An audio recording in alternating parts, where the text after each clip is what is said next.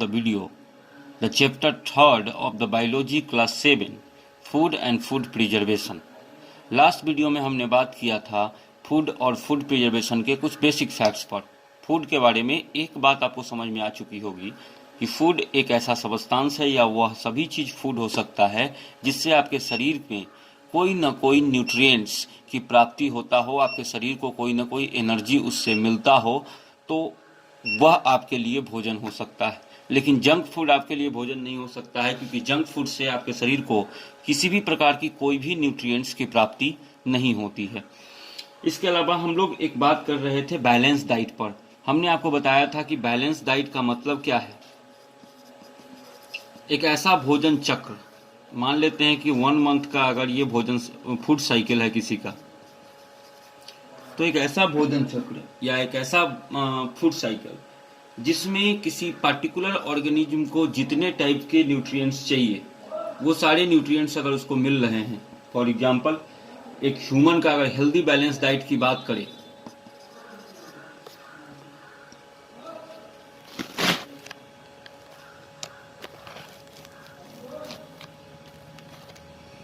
अगर हम लोग हेल्दी बैलेंस डाइट की बात करें तो एक ह्यूमन के लिए उसके मील फूड में राइस है, पोटैटो है, उसी तरीके से मीट है, फिश है, एग हैं, such as the dry foods and drinks हैं, जूस है, मिल्क है, and milk and dairy product है।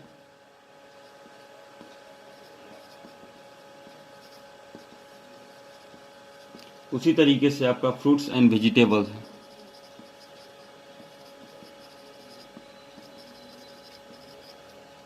अगर ये सारी चीज़ें किसी एक फूड में कंटेंट है तो हम कह सकते हैं कि यह किसी व्यक्ति का जो एक डाइट होगा यह एक बैलेंस डाइट होगा। अब बैलेंस डाइट इंपॉर्टेंट क्यों? बैलेंस डाइट आपको एनर्जी और ग्रोथ, प्रॉपरली एनर्जी और ग्रोथ लेने में मदद करता है। दूसरा, आपको एक्टिव और हेल्दी लाइफ देता है बैलेंस डाइट। तीसरा, डिजीज से मुक्त रखता है एक बैलेंस डाइट। आपको कोई बीमारी नहीं होगी अगर आप प्रॉपर बैलेंस डाइट ले रहे हैं, यानी एक ऐसा भोजन कर रहे हैं जिसमें सभी टाइप के न्यूट्रिएंट्स आपको मिल रहे हैं, कार्बोहाइड्रेट, फैट, विटामिन के सारे जो कॉम्प्लेक्सेज हैं, everything if you will get from your food, then that's diet or that's your food is said to be a healthy balanced diet। और हेल्दी बैलेंस डाइट अगर आपके पास है तो आपको डिजीज फ्री रहिएगा। आपकी बॉडी में अगर कोई प्रॉब्लम हो रहा है तो उसकी रिपेयरिंग बहुत ही फास्ट होगी। For the maintaining body functions, आपके भोजन बॉडी में हो रहा है प्रोसेस, ब्रीथिंग है, डाइजेशन है, आपके शरीर का एक टेम्परेचर है, इन सबको मेंटेन रखेगा अगर बैलेंस डाइट आप कर रहे हैं तो। साथ ही डिफिशियंसी डिजीजेज, एक वर्ड आता है डिफिशियंसी डिजीजेज का। डिफिशियंसी डिजीज का मतलब होता है किसी न किसी न्यूट्रिएंट्स की कमी से, किसी न्यूट्रिएंट्स, लैक ऑफ न्यूट्रिएंट्स की वजह से आपके शरीर में किसी एक फंक्शन बराबर तरीके से या प्रॉपर तरीके से ऑर्गेनाइज नहीं हो रहा है। अगर प्रॉपर तरीके से ऑर्गेनाइज नहीं हो रहा है तो उस केस में क्या होगा कि आपके शरीर के एक फंक्शन की नहीं होने की वजह से कोई ना कोई बीमारी आपके शरीर में जन्म ले लेगी, और स्पेसिफिक न्यूट्रिएंट्स की कमी से, फॉर स्पेशली विटामिन्स और मिनरल्स की कमी से खास तौर पर से डिफिशियंसी डिजीज होते हैं। They are also we can called insufficiency disease. Insufficiency मतलब क्या कि जो जितना मिलना चाहिए था उतना सफिशियंट अमाउंट में नहीं मिला। सफिशियंट का अपोजिट होता है insufficient. So if you get the sum nutrients in insufficient amount rather than the how much amount of the particular nutrients required for your body to growth, proper growth, then that efficiency, inefficiency is called deficiency disease, and this disease is caused due to the lack of nutrients or the lack of the proper diet or balanced diet। for example, अगर बात करें तो deficiency disease में कुछ example अगर ले तो जैसे होता है आपका विटामिन ए की कमी से। विटामिन ए अगर आपके शरीर में घट जाए तो आपको एक टाइप की बीमारी होती है जिसको हम लोग कहते हैं night blindness. Night blindness. Night blindness में क्या होता है कि रात को पुअर विजन हो जाता है, रात को दिखाई नहीं पड़ती है व्यक्ति को, या पुअर विजन है और डार्कनेस में विजनलेस हो जाता है, यानी बिल्कुल दिखाई नहीं पड़ती है। तो इस टाइप की प्रॉब्लम्स को हम लोग नाइट ब्लाइंडनेस कहते हैं। ये विटामिन ए की कमी से होता है। सेम आयरन की कमी की वजह से अनीमिया कॉमनली महिलाओं में होने वाली एक सामान्य सी बीमारी है, और अनीमिया के शिकार पहले खास तौर पर से महिलाएं और जो गर्ल्स थी वो काफ़ी ज़्यादा मात्रा में होती थी। आयरन की कमी की वजह से अनीमिया हो जाता है। कैल्शियम की कमी से आपकी हड्डी काफ़ी कमज़ोर हो जाएंगे, वीक हो जाते हैं, यानी कैल्शियम अगर आपके शरीर में कम है तो आपका टूथ डिके हो तब, या वीक बोन हो तब, ये प्रॉब्लम्स हो सकता है। अगर कैल्शियम का कमी है आपके शरीर में तो ये सारे प्रॉब्लम्स हो सकते हैं। सो ऐसी डिजीजेज जो किसी न किसी न्यूट्रिएंट्स की कमी की वजह से हो रहा है उसको हम लोग कहते हैं डिफिशियंसी डिजीजेज। अब हम लोग बात करते हैं, यानी फूड की अगर हम लोग बात कर लिए कि फूड किस तरीके से आपको लेना चाहिए, एक शॉर्ट रिव्यू आपको हमने दे दिया। इसके बाद बात होता है फूड स्पॉइलेज पर।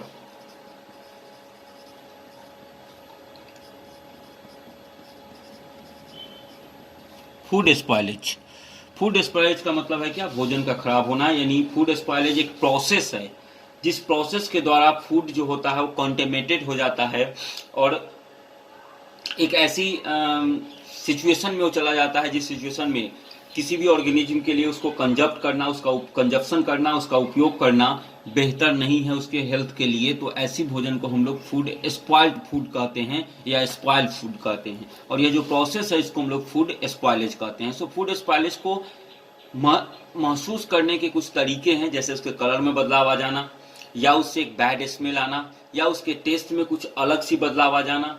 ऐसे करके हम लोग कुछ तरीके से हम लोग फूड को क्या करते हैं कि स्पॉइलेज को पता करते हैं कि भोजन सही है, खाने योग्य है या अब खराब हो चुकी है। इसके कुछ फैक्टर्स होते हैं जिन फैक्टर्स पर फूड स्पॉइलेज निर्भर करता है। फूड स्पॉइलेज जो निर्भर करता है वो फैक्टर्स होते क्या हैं? पहला होता है टाइम। अगर बहुत टाइम से अगर कोई भोजन है उसको आपने ऐसे ही रख रखा है तो समय के अनुसार भोजन खराब होती है। एक दिन का दाल अगले दिन तक हेल्दी नहीं होगा। अगर आपने उसको प्रॉपर सिचुएशन और प्रॉपर कंडीशन में नहीं डाला है, सीधे आपने बनाकर छोड़ दिया है तो खराब होंगे। दूसरा होता है बहुत सारे टाइप के micro organism.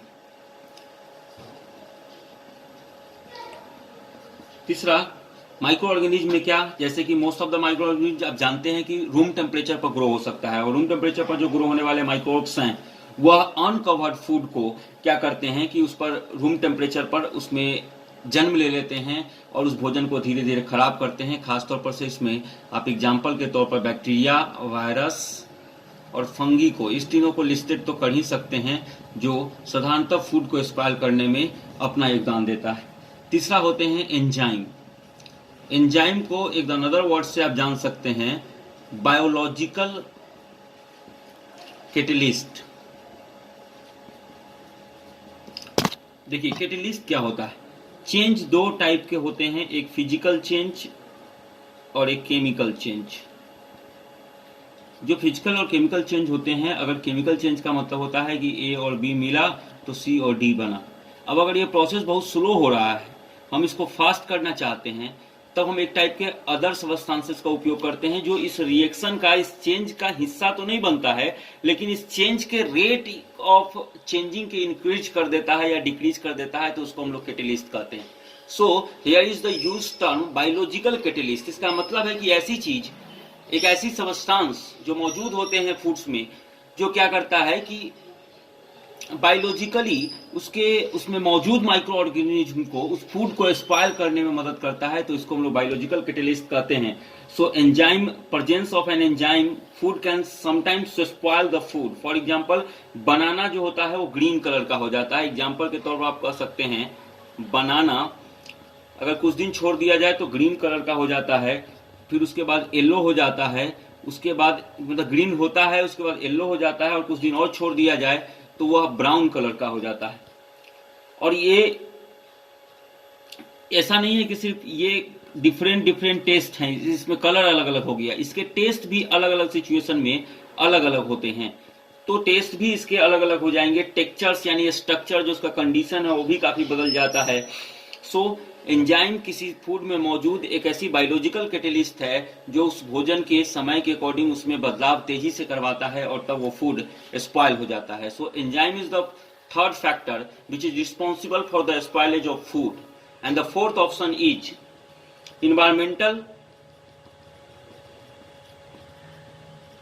environmental and chemical factor। Environmental और केमिकल फैक्टर में क्या हो सकता है? फूड आसानी से रिएक्ट कर सकता है किससे? एयर से, वाटर से, या वाटर मौजूद उसमें ह्यूमिडिटी आप कह सकते हैं उसको, ह्यूमिडिटी से। अगर एयर से भी रिएक्शन करता है तो रिएक्शन करने की वजह से फूड में क्या होते हैं? बदलाव होते हैं, क्योंकि फूड भी एक केमिकल सबस्टांस होता है और जब वो एयर से रिएक्ट करेगा तो उसमें भी बदलाव होने लगते हैं। तो चौथा उसमें फैक्टर के तौर पर आप कह सकते हैं environmental and the chemical factors. And पांचवा एक हो सकता है आपका क्या? इंसेक्ट्स हैं, कुछ टाइप के इंसेक्ट्स हैं, रोडेंट्स होते हैं एंड पेस्ट होते हैं। ये सब भोजन को फिजिकल नुकसान पहुंचाते हैं। कितनी बार रोडेंट्स क्या करते हैं कि भोजन को अंदर से खोखला कर देते हैं और वो जो खाद्य मटेरियल है वह उतनी न्यूट्रिएबल और उतनी भी हेल्दी कंडीशंस में नहीं होते हैं कि उसको क्या कहते हैं यूज किया जा सके। तो वो भी भोजन का क्या हुआ? स्पॉइलेज हुआ। लेकिन ये फिजिकली डैमेज करते हैं और ये सभी उसको केमिकली और फिजिकली दोनों ही तरीके से डैमेज करते हैं, उसके टेस्ट को, उसके कलर को बदल करके और उसमें हार्मफुल माइक्रो ऑर्गेनिज्म को जन्म देकर। So these are the 5 factors which are responsible for the spoilage of food.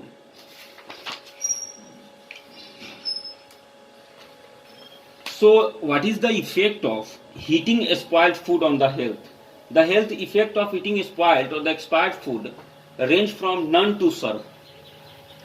इसका मतलब है कि अगर आप spoiled food को ग्रहण कर ले, if spoiled food should be used, तो क्या होगा? कुछ भी नहीं हो सकता है और बहुत कुछ हो सकता है। none to serve हो सकता है कि आपने खाया और आपको कुछ नहीं हुआ, सेवरल्स।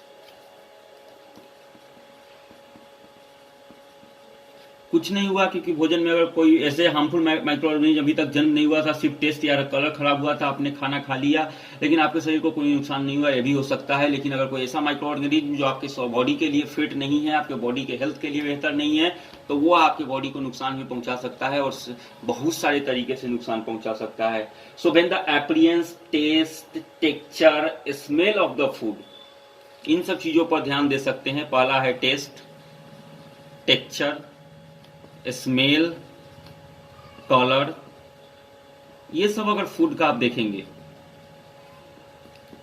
तो इन सब चीजों को अगर आप देख रहे हैं, इस समय अगर बदलाव हो रहा है तो it is an indication that food is unsafe to eat and spoiled food can cause conditions called. और उसी कंडीशन में अगर आप स्पॉइल्ड फूड का उपयोग कर रहे हैं तो इसी कंडीशन को हम लोग कहते हैं क्या? Food spoiling. और ये फूड जब स्पॉइल्ड फूड को आप उपयोग कर रहे हैं तो इसको हम लोग कहते हैं food poisoning, POISIONING, food poisoning. And which is cause by the bacteria, mainly bacteria के द्वारा होता है। और इसका तो आप सिम्टम्स इसका क्या हो सकता है? अगर किसी को फूड पॉइजनिंग हो गया तो उसको वोमिटिंग होगा,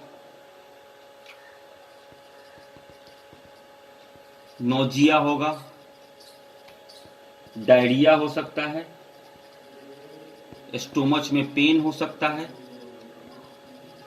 ये सब कुछ प्रॉब्लम्स हैं जो हो सकते हैं अगर कोई व्यक्ति स्पॉइल्ड फूड को अगर कंजप्ट करता है। और स्पॉइल्ड फूड की पहचान करने के, ये आइडेंटिफिकेशन करने के प्रोसेस है, ये आइडेंटिफिकेशन करने के तरीके हैं कि कोई भोजन खराब है या हेल्दी है, उसको पता करने के लिए उसके टेस्ट, टेक्सचर, स्मेल, कलर को हम देखेंगे। अगर इन चीजों में बदलाव आया है तो इसका मतलब है कि वो भोजन क्या है? स्पॉइल हो चुका है। अगर नहीं, सब कुछ ठीक है तो बिल्कुल हेल्दी है। चलिए, सो फूड को स्पॉइल होने से हमें अब बचाना है।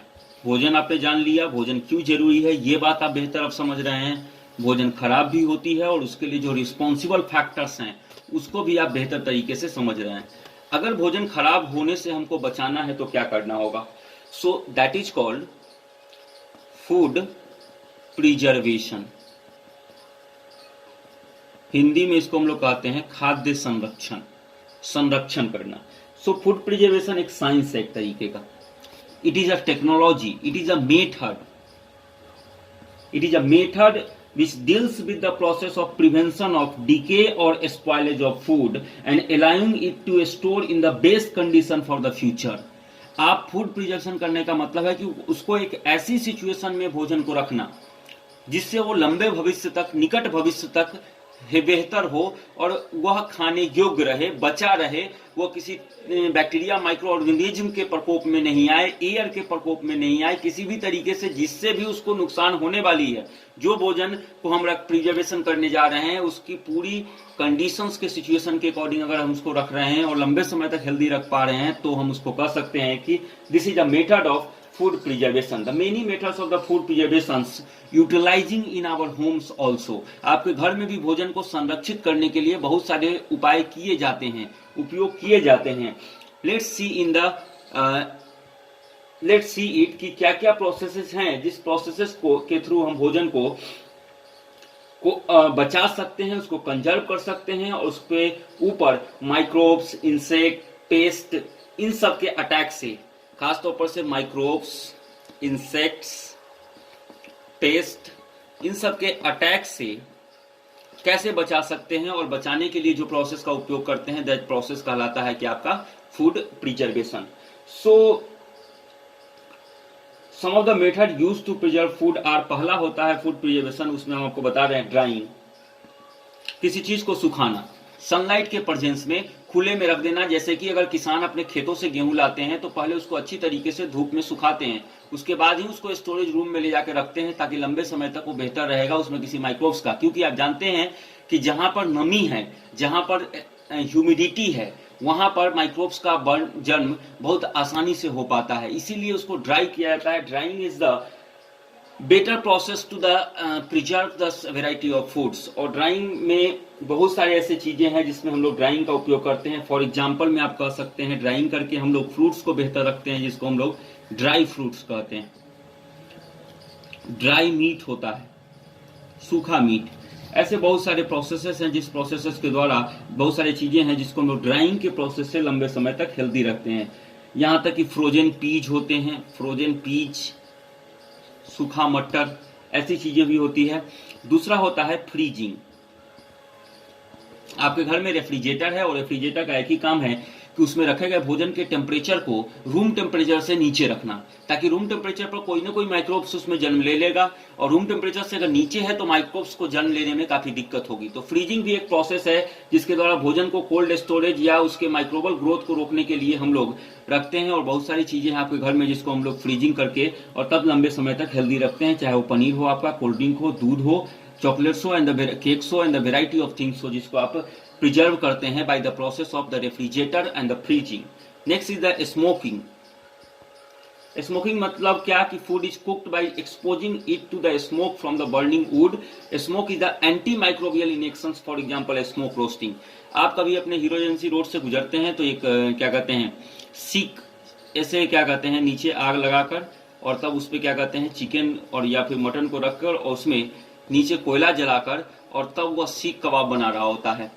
यानी वो धुएं और उससे निकल रहे आग की लपटों से उस भोजन को सेकता है और यहाँ पर फायर और स्मोक का उपयोग किया जाता है उन भोजन को सेकने के लिए।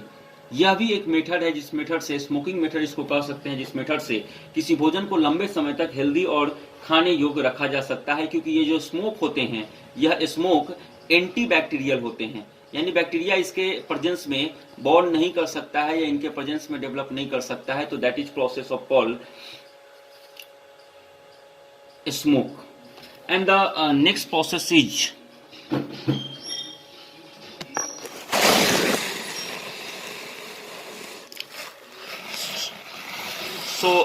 this video is second part of the video. I can stop it, जरूरी हो गया है क्योंकि वीडियो का साइज 20 मिनट का हो गया है। इसका एक और पेज हम बना देंगे जिसमें फूड स्टोरेज और पास्चराइजेशन। पास्चराइजेशन एक मेथड था जिसमें दूध को लंबे समय तक बेहतर रखने के लिए इस का फॉर्मेशन किया गया, और इसके जो फॉर्मेशन किए पास्चराइजेशन का, वो लुइस पास्चर नामक एक साइंटिस्ट के द्वारा यह मेथड दिया गया. So that is also known as pasteurization of the milks, and उसको फिर बोतल्स में या अब तो प्लास्टिक्स में भी पैक करके लोग बेच रहे हैं. That is the given by a process of pasteurization. So thank you. आप इसको देखिए वीडियो को. Thanks for watching. सब्सक्राइब भी कर दीजिए.